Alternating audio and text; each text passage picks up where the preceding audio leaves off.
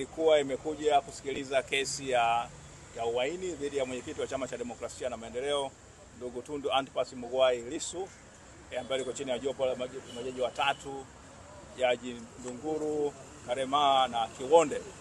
Sasa itajua kwamba leo upande wa mashtaka ungeweza kuendelea na kesi yake, kuleta mashahidi wake ambao wanataka kusema kwamba mwenyekiti wa chama alifanya makosa ya uhaini.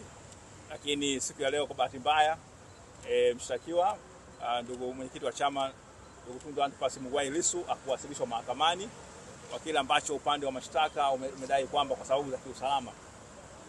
Lakini sisi wote tumefanikiwa kufika hapa mahakamani. Nadhani nchi yetu wa Dar es Salaam huko salama. Watu wote wameweza kusafiri, mabasi yanafanya kazi. Lakini upande wa mashtaka kwa wamesema kwamba unaomba kwamba kwa sababu za kiusalama haujaweza kumleta mwenyekiti wa Chama cha Demokrasia na Maendeleo mahakamani. Kwa hiyo akwepo mahakamani.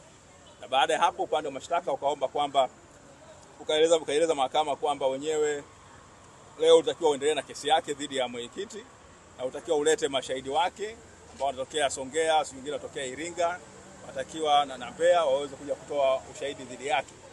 Sasa wakasema kutokana na sababu za kiusalama au mashahidi hawakuweza kuletwa, hawakuweza kutoka kusafiri kuja Dar es Salaam kwenye kesi. Kwa hiyo na wao waweze kujiandaa vizuri, kuweza kuandaa mashahidi wao hawa waweze kutoa ushahidi. Kwa hiyo kwa sababu hiyo kwa maomba ahirisho la wiki mbili.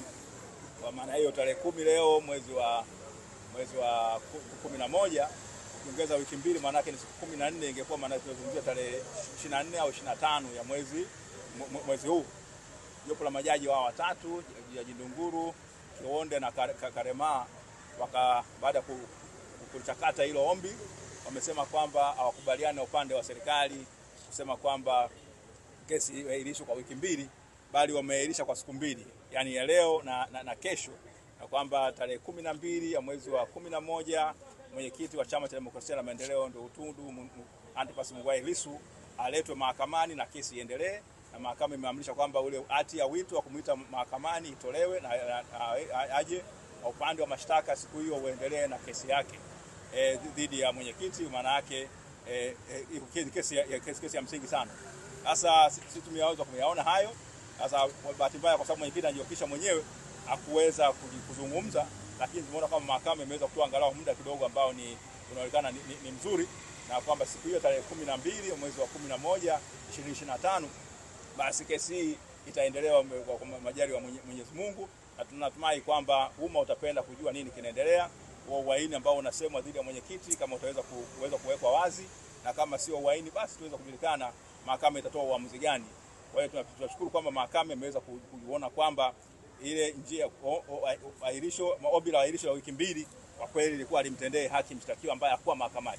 Hata angekuwa upande ule angekuwa hata kesi imeletwa kwa njia ya kimtandao kwamba naye kule gerezani ameweza kusikilizwa, basi ingekuwa nafuu. Lakini mahakama imeamua kusimama katika kusimamia misingi ya haki na kusema basi imetoa siku mbili ambazo ni kwamba wale mashahidi wa serikali kuanzia hivi sasa huko kokote waliko basi wao waje, na tunafahamu mashahidi